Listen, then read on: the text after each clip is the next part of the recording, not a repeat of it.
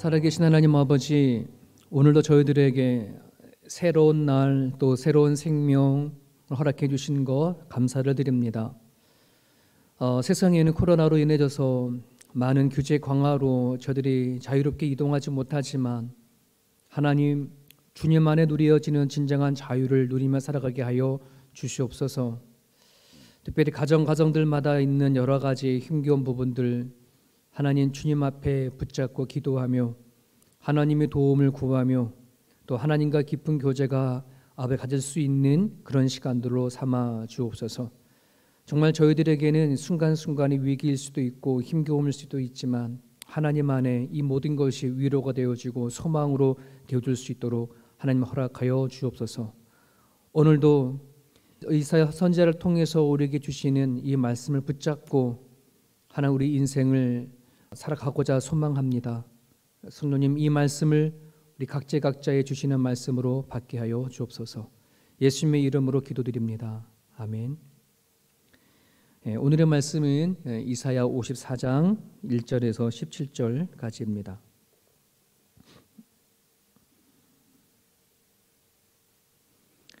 이사야 54장 1절부터 17절까지 우리 각자의 자리에서 같이 한 목소리로 읽습니다.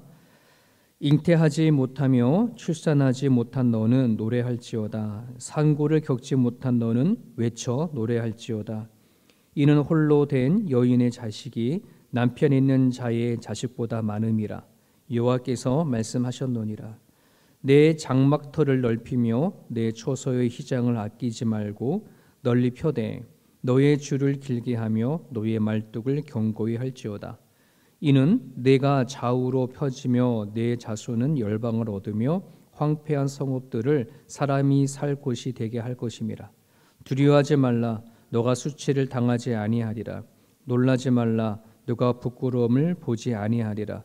너가 너 젊었을 때의 수치를 잊겠고 가부 때의 치욕을 다시 기억함이 없으리니 이는 너를 지으신 이가 내 남편이시라. 그의 이름은 만군의 여호와이시며 내 구속자는 이스라엘의 거룩한 이시라. 그는 온 땅의 하나님이라 일컬음을 받으실 것이라. 여호와께서 너를 부르시되 마치 버림을 받아 마음에 근심하는 아내 곧 어릴 때에 아내가 되었다가 버림을 받은 자에게 함과 같이 하실 것임이라. 네 하나님께서 말씀하셨느니라.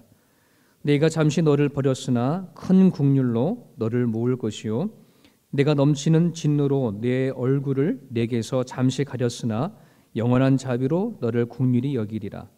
내 구속자 여호와께서 말씀하셨느니라. 이는 내게 노아의 홍수와 같도다. 내가 다시는 노아의 홍수로 땅 위에 범람하지 못하게 하리라 맹세한 것 같이 내가 네게 노하지 아니하며 너를 책망하지 아니하기로 맹세하였노니 산들이 떠나며 언덕들은 옮겨질 것이라도 나의 자비는 내게서 떠나지 아니하며 나의 화평의 언약은 흔들리지 아니하리라. 너를 긍휼히 여기시는 여호와께서 말씀하셨느니라. 너 공고하며 광풍에 요동하여 안위를 받지 못한 자여, 보라, 내가 화려한 채색으로 내 돌 사이에 더하며 총옥으로 내 기초를 쌓으며 홍보석으로 내 성벽을 지으며 석류석으로 내 성문을 만들고 내 지경을 다 보석으로 꾸밀 것이며 내 모든 자녀는 여호와의 교훈을 받을 것이니 네 자녀에게는 큰 평안이 있을 것이며 너는 공의로 설 것이며 학대로 내게서 멀어질 것인즉 너가 두려워하지 아니할 것이며 공포도 내게 가까이 하지 못할 것이라. 보라, 그들이 분쟁을 일으킬지라도 나로 말미암지 아니하는 것이니 누구든지 너와 분쟁을 일으키는 자는 너로 말미암아 패망하리라. 보라, 숯불을 불어서 자기가 쓸만한 연장을 제조하는 장인도 내가 창조하였고 파괴하며 진멸하는 자도 내가 창조하였은즉 너를 치려고 제조된 모든 연장에 쓸모가 없을 것이라. 일어나 너를 대적하여 송사하는 모든 혀는 내게 정죄를 당하리니 이는 여호와의 종들의 기업이요 이는 그들이 내게서 얻은 공인이라. 여호와의 말씀이니라. 아멘. 아멘. 오늘의 함께 나눌 말씀은 이사야 54장입니다. 장차 남유다 이스라엘 백성들이 바벨론으로부터 귀환하여서 황폐였던 예루살렘을 다시 회복시키겠다, 또 재건시키겠다라고 하는 예언을 담고 있는 그 말씀의 연속이죠. 자, 그런데 말입니다. 그 말이 포로의 이후에 본인의 땅으로 다시 돌아와서 황폐했던 이스라엘 백성을 다시 세운다는 것, 참 말은 쉽지만 이건 정말 어려운 일입니다. 우리나라도 일제 식민지 하에 있었다가 해방이 되어진 그런 역사를 갖고 있지 않습니까? 1945년 해방이 되어져서 정말 저들이 황폐해진 땅을 다시 일군다는 것, 경제적인 문제가 좀 어렵고 또 여러 가지 많은 주변 국가에 또 이간질도 있었고 또 여러 가지 힘든 사항이 참 많지 않았습니까? 그런 과정에 해방하고 나서 5년 뒤에는 한국 전쟁을 또 맞이할 정도로 참 격변이 일어났던 그런 시기를 우리는 잘 알고 있습니다. 그만큼 황폐했던 나라를 다시 세운다는 것은 참 쉽지가 않습니다. 바벨론은 포로로 해방되어져서 다시 하나님께서는 이스라엘 나라를 세우겠다라고 주시는 이 메시지를 갖고 있지만은 실상으로는 참 많이 어려운 것을 또는 역사 가운데에도 볼 수가 있었습니다. 1차적으로 해방되어져서 자신의 나라로 돌아온 유다 백성들의 이스라엘의 인구수는 참으로 적었습니다. 이스라엘 백성들이 애굽에 종살이를 하다가 노예 모세를 통해서 출애굽했을 당시에 그들의 인구수는 장정만 60만이었잖아요.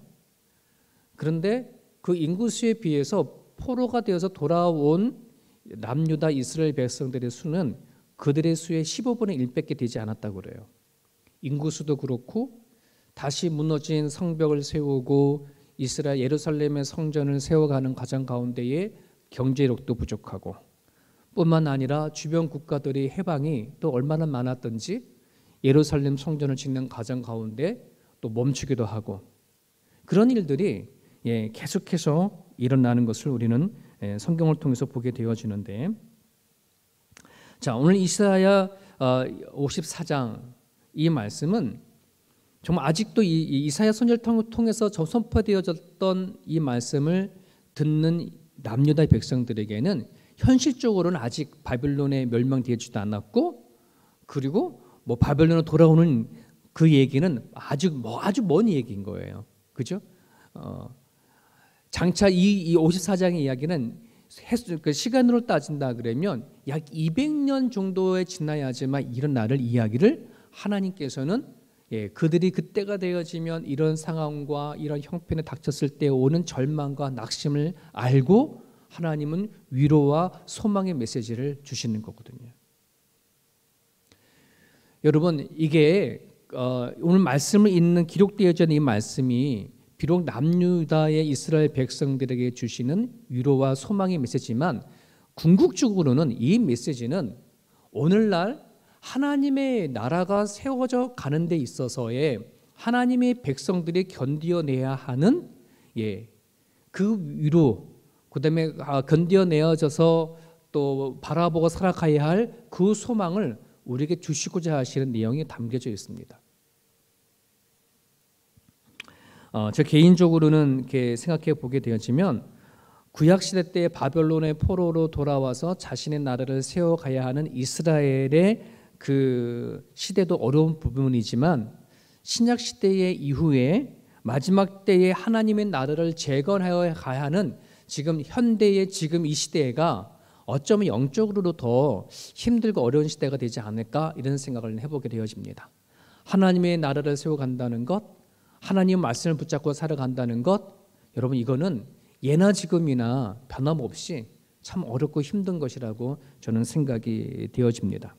자, 그런 부분이 있어서 54장의 이 말씀을 묵상할 때 너라고 말하는 1인칭, 그 1인칭을 남유다 백성들이 아닌 오늘 우리들 각자에게 전해주는 그런 메시지로 받아들일 수 있어야 오늘도 하나님이 우리를 통해서 이루어가고자 원하시는 하나님의 나라를 우리는 바르게 세워져 갈 수 있음을 여러분이 기억하시고 묵상했으면 좋겠습니다.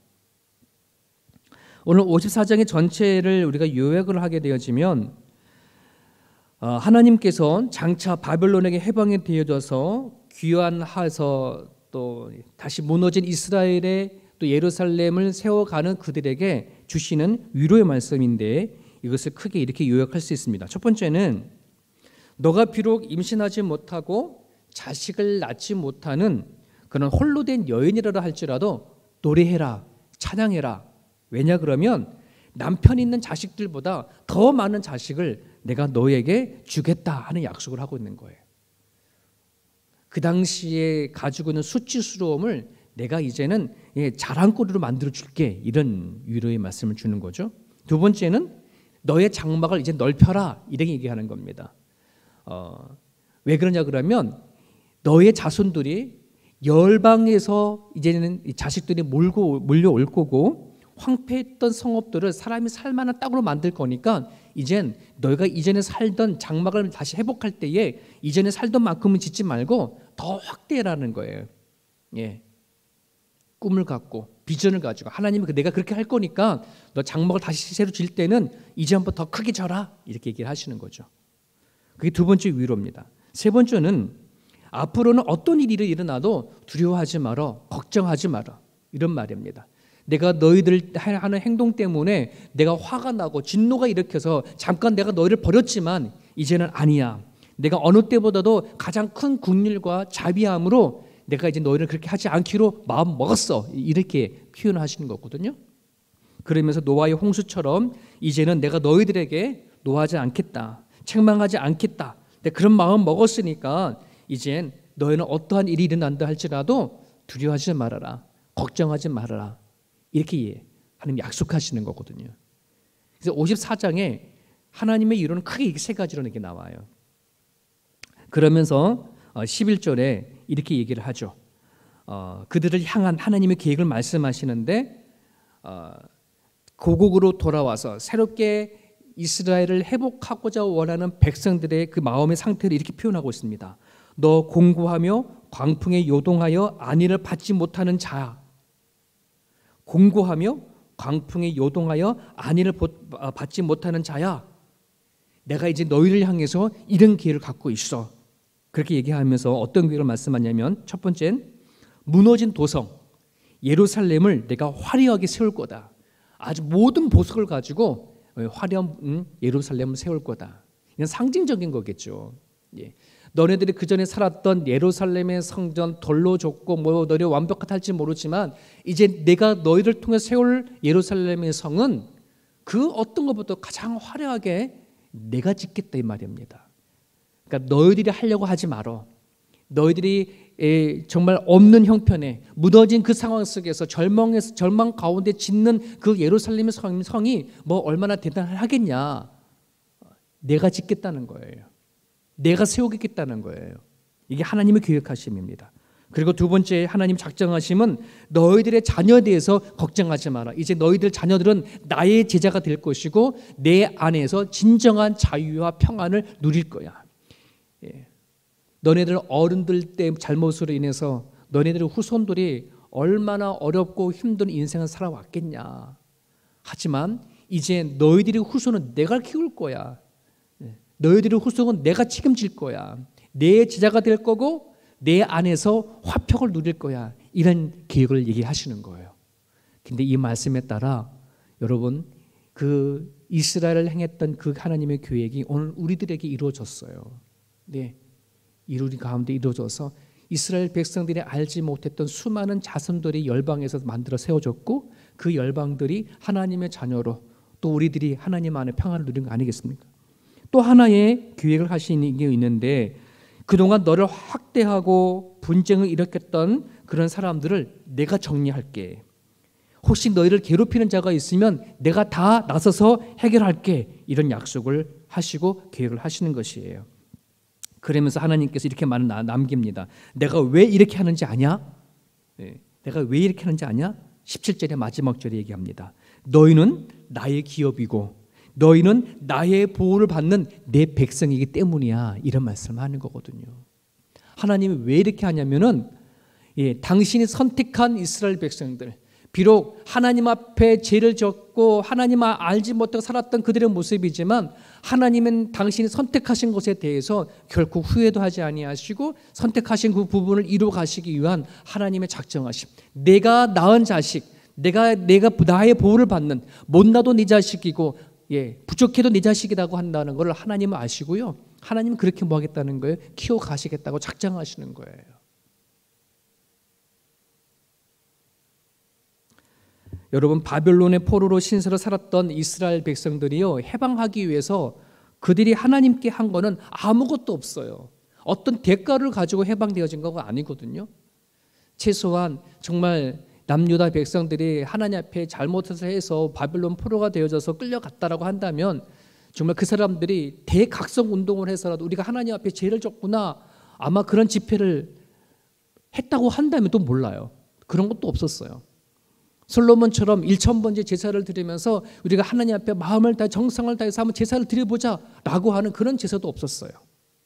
아무런 대가 없이 이스라엘 백성들은 하나님의 말씀에 따라서 해방이 되어졌죠.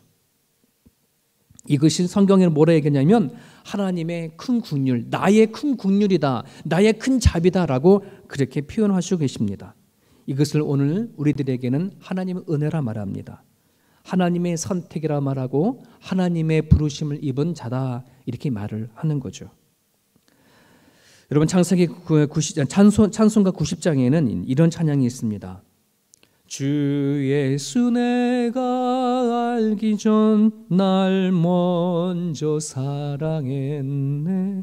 그 크신 사랑 나타나 내 영혼 거듭났네. 여러분이 좀 전에 불렀던 찬양입니다. 주 예수 내가 알기 전 날 먼저 사랑했네. 오늘 하나님을 알고 예배하는 내가 되기 위해서 우리는 하나님을 위해서 뭐가 한 것이 없이 그저 하나님의 은혜를 받았습니다. 예수님을 믿게 되어졌습니다. 우리는 내가 지었던 그 죄를 내가 어떻게 스스로 깨끗이 한 적도 없습니다. 내가 그 무엇으로 하나님께 의롭게 되어진 인생이 하나도 없어요.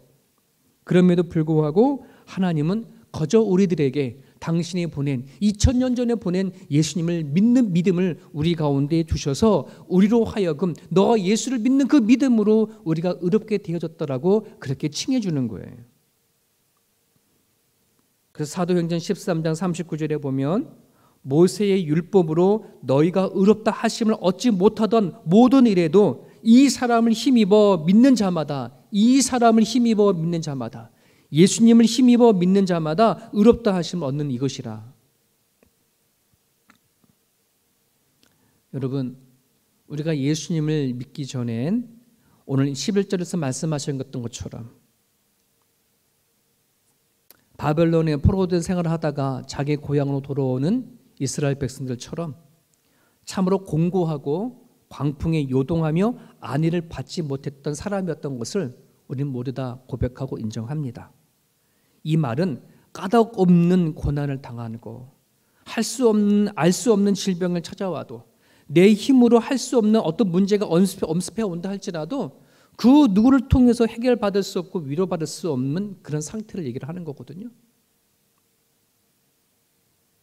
정말 그렇습니다. 우리가 살아가는 가정 가운데 뭔가 이렇게 이유가 없이 찾아오고 까닭 없이 찾아오는 수많은 문제들, 그 다음에 아픔들, 질병들, 그런 것이 오게 되어지면 참 우리는 공고합니다. 그 공고함이 너무나도 우리를 힘들게 할 때가 얼마나 많은지 모릅니다. 답을 찾으려 해도 답을 찾을 수도 없고 해결하려고 해도 내 능력으로 되지 않는 일들이 얼마나 많이 있습니까? 저도 예전에 이 공고함 때문에 결국 손가락을 잃어버렸는데요. 정말 인생을 살아보니까 너무 힘들더라는 거죠. 너무 공고해서 그런 고민 가운데 있다가 손가락을 잃어버렸는데, 근데 제가 손가락을 잃어버리면서요, 내 마음속으로 외쳤던 말이 있었어요. 유레카라고 한다는 말이. 와, 그러니까 잃어버렸던 슬픔보고 아픔보다는요, 이 일을 통해서 하나님을 알게 되어진 것이 얼마나 놀라웠는지, 얼마나 감사했는지 몰라요. 그래서 수술 받는 그 병원 그 자리에서 하나님, 나를 찾아와 주셔서 감사합니다. 이제 내가 공고하고 힘들었던 모든 문제를 하나님 안에서 이제 내가 볼 수 있는 눈이 열리고 생각이 열게 해주셔서 감사합니다. 그런 기도를 제가 한 적이 있어요. 나를 찾아오셨던 것이 얼마나 감사한지, 이제 내가 하나님의 자녀가 되어지고 내가 어떤 일을 하더라도 하나님의 기업이 되어지는 것을 알게 되어진 것이 얼마나 감사한 것인지, 그 공고함 속에 헤매고 있다가 하나님의 찾아옴을 알게 되어졌을 때 오는 기쁨은 너무나도 컸어요. 그것이 은혜더라는 거죠. 사랑하는 여러분, 하나님의 위로는 그냥 감상으로 끝나는 것이 아니고 어떤 느낌으로 끝나는 것이 아니라 하나님의 위로는 사실이라는 것, 현실이라는 사실을 여러분은 기억을 했으면 좋겠습니다. 살아계신 하나님을 향하여져서 여러분이 두려워하는 모든 문제를 가지고 기도하십시오. 하나님께서 여러분을 향하여 너는 내 백성이다, 너가 살아가는 모든 삶의 일들은 나의 기업이다 라고 하는 소리를 분명히 듣게 될 것입니다. 그 기도 소리를 듣는 순간에 내가 두려워하던 모든 일들이나 내가 하고 있는 모든 일들이 하나님이 하시는 일들로 바뀌어질 거라고 저는 믿습니다. 그럴 때에 여러분이 내가 남은 그 인생이 내 인생이 아니라 하나님과 함께 살아가는 인생이 될 것이고, 또 우리들의 인생을 통해서 하나님의 나라가 또 세워지고 확장이 되어질 줄 믿습니다. 오늘 이 아침 여러분들이 이렇게 기도했으면 좋겠습니다. 사는 것에 두려움이 없기를 여러분 기도하시기를 바랍니다. 앞으로 우리에게 다가오는 내일의 일들은 좋은 것보다는 우리를 두렵게 만들고 걱정하게 하는 일들이 참 많을 겁니다. 그럼에도 불구하고 내가 주어진 삶을 살아갈 때에 두려움 없이 살게 달라고 여러분 기도하시길 바랍니다. 여러분의 모든 문제를 하나님께 토해내는 그런 기도가 있기를 바랍니다. 내가 하나님으로부터 인치심을 받은 것이 얼마나 놀라운 것인지, 얼마나 감사한 것인지, 내 힘과 내 노력 없이 하나님을 믿는 믿음 허락하여 주시고 그 믿음이 나를 의롭게 해서 죽어도 천국 가는 그런 생명을 주심을 깨닫게 해주시고 감사하는 그런 기도를 이 아침에 했으면 좋겠습니다. 오늘 이 말씀 붙잡고 자유롭게 기도하시고 오늘도 주 안에서 승리하는 그런 하루가 되시기를 바랍니다. 기도하겠습니다.